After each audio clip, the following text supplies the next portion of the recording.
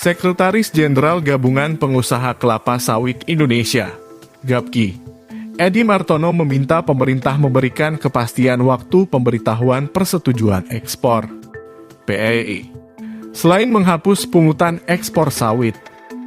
Langkah itu disebut akan mengerek harga tandan buah segar (TBS) sawit. Kepastian PE kalau bisa 1 sampai dengan 2 bulan sudah diketahui supaya eksportir lebih mudah untuk mengatur kapalnya, kata Edi saat dihubungi News 1. 16 Juli 2022. Menurut Edi, idealnya, kepastian PE sudah bisa diketahui 1 hingga 2 bulan agar eksportir bisa mengatur kapal. Ia menyebut penghapusan sementara pungutan ekspor tidak cukup untuk mempercepat kenaikan harga TBS apabila stok tangki pabrik kelapa sawit (PKS) masih penuh. Targetnya stok CPO, crude palm oil, nasional di angka 3 hingga 4 juta ton supaya pembelian TBS petani juga dapat berjalan lancar, katanya.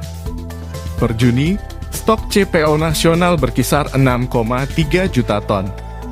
Edi mengatakan penyerapan TBS petani oleh pabrik kelapa sawit tergantung pada lancarnya ekspor. Kalau stok masih tinggi, tangki-tangki PKS yang masih penuh ini akan menghambat kenaikan harga TBS, ucapnya. Kementerian Keuangan baru saja menerbitkan Peraturan Menteri Keuangan Nomor 115 Tahun 2022 yang mengatur perubahan tarif pungutan ekspor terhadap seluruh produk kelapa sawit dan turunannya. Pemerintah menggratiskan pungutan tersebut hingga akhir Agustus. Sampai 31 Agustus 2022.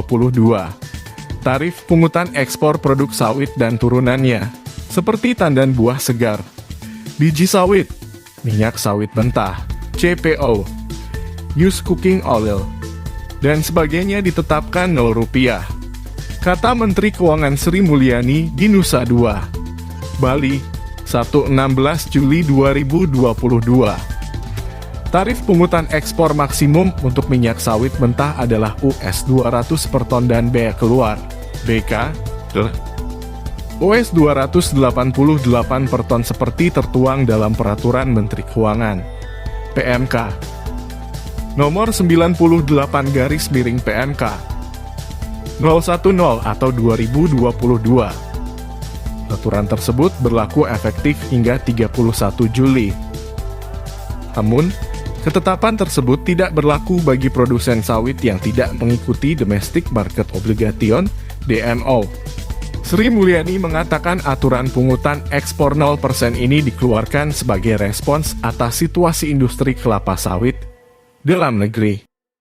Meski demikian, pembebasan pungutan ekspor produk sawit dan turunannya ini tidak berlaku permanen. Setelah 31 Agustus 2022 atau 1 September 2022, pemerintah memberlakukan skema tarif progresif untuk tarif pungutan ekspor produk sawit dan turunannya.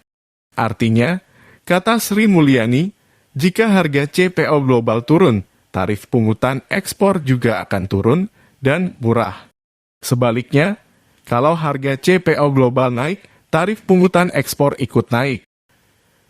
Dan terkumpul dari pungutan ekspor ini, kata Sri Mulyani, akan dikumpulkan oleh Badan Pengelola Dana Perkebunan Kelapa Sawit (BPDPKS).